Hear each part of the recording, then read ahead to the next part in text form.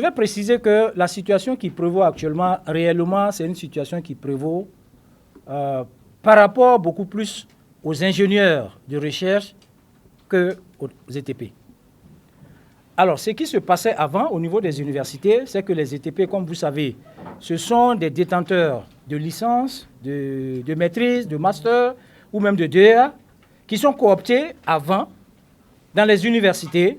Et quand ils viennent, ils arrivent à gravir les différents diplômes et qu'ils arrivent à la thèse, dès qu'ils soutiennent, ils sont nommés automatiquement assistants. Ce n'est qu'à partir donc de ce poste d'assistant qu'ils peuvent maintenant aller au CAMES pour gravir les échelons aussi, les grades donc du CAMES.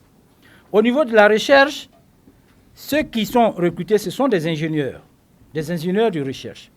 Alors quand ils arrivent, logiquement, ils devaient aussi soutenir leur thèse, être nommés attachés de recherche, et normalement, c'est à partir de ce poste d'attaché de recherche qu'ils pouvaient aussi postuler donc au CAMES. Mais il y avait une pratique au niveau de la recherche qui était telle que les ingénieurs de recherche, quand ils soutiennent leur thèse plutôt, sans être nommés attachés, pouvaient compétir au niveau donc du CAMES. Ce qui fait que vous n'êtes pas nommé attaché de recherche, qui est le premier point, mais vous pouvez compétir au CAMES. Ça veut dire que l'État ne peut pas créer votre emploi, votre poste d'attaché de recherche. Vous revenez du CAMES avec, par exemple, un grade supérieur. Comment est-ce qu'on vous remet dans vos droits? Puisque l'État n'a pas créé de poste. C'est ainsi que nous avons plusieurs vagues de situations au CNRSC de ce genre, compte tenu du fait que les gens peuvent enjamber le poste d'attaché de recherche et aller au CAMES. Et nous avons plaidé auprès des autorités pour essayer de régulariser ne serait-ce que cette situation et promettre de ne plus le faire. Le dernier dossier en date, je pense en 2019, le DG du CNRSC est là, il y a 11 plus 3. Nous avons été jusqu'au ministère, jusqu'au Premier ministère, et le Premier ministre nous a dit, il n'y a pas de problème, on fera des pieds et des mains pour résoudre le problème de ces 11, à condition que vous revoyez vos textes, les TOS, pour que ce genre de situation ne se présente plus à nous. Les 11 actuellement qui veulent aller au CAMES, nous ne l'avons pas interdit, on a dit tout simplement de respecter les dispositions du décret qui existent. S'ils vont au CAMES, s'ils reviennent, c'est pour grossir le nombre des 11 qui attendent et qui n'ont pas encore trouvé de solution. Alors, en 2016, tous les partenaires sociaux ont dit qu'ils ne veulent plus de recrutement d'ETP et d'ingénieurs. La raison elle est très simple. Ce sont des enseignants. Ils ont constaté tout simplement que c'est de la cooptation. C'est-à-dire, je me lève, je prends mon ami ou bien quelqu'un qui est au secondaire, ainsi de suite, je l'amène comme ETP à l'université et il évolue.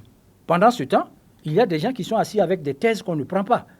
Des gens qui terminent leur thèse, qui viennent et qui se retrouvent dans les ministères parce que tout simplement à l'université, on ne veut pas les employer. La même chose au CNRSC. Les partenaires sociaux ont dit, fini cette cooptation. Maintenant, on ne veut plus d'ETP, on ne veut plus d'ingénieurs. Ainsi, le recrutement des ETP et des ingénieurs s'arrête donc à partir de cet accord. Maintenant, il fallait évacuer le passif. Le passif, c'est quoi? C'est ceux qui étaient déjà dans le système. Et tenez-vous bien, ceux qui étaient déjà dans le système, je prends beaucoup le cas du CNRSC, qui était criard, c'est qu'il y a certains qui sont là, ils sont ingénieurs de recherche depuis 10 ans, 15 ans. Ils n'ont pas soutenu leur thèse. Le décret maintenant dont vous parlez est venu en 2019 pour préciser les délais, pour dire de 2016 à 2019, vous qui êtes en thèse, vous devez soutenir votre thèse. Si vous arrivez à le soutenir, on vous nomme directement attaché ou assistant. À l'université, le problème ne se pose pas parce que personne ne peut rêver être ETP, aller au CAMES. Ça ne peut pas exister à l'université. Mais au niveau de la recherche, comme il y avait cette possibilité, on leur dit maintenant, vous prenez jusqu'au 31 décembre 2019 pour régulariser la situation, c'est-à-dire soutenir et être nommé. Tenez-vous bien, au niveau du CNRSC, il y a plus de 20 qui ont soutenu et qui ont été immédiatement nommés. Ils ont soutenu avant le 31 décembre 2019. Ce dont il s'agit, c'est des gens qui ont soutenu après le délai limite donné par le texte. Or, le texte est clair là-dessus. À partir du 1er janvier 2020, la seule voie de recrutement, c'est le concours. Alors qu'ils viennent compétir. Ce qu'on sait, c'est que la compétition est ouverte. Et chaque année, on nous donne un nombre important d'assistants, assistants hospitalo et de chercheurs à recruter. Le recrutement de cette année 2020 est en cours. On vient de recevoir les dossiers et la date butoir, c'était le 29. Qu'ils compétissent pour être nommés dans les différents postes, ce qui leur ouvre l'accès au CAMES.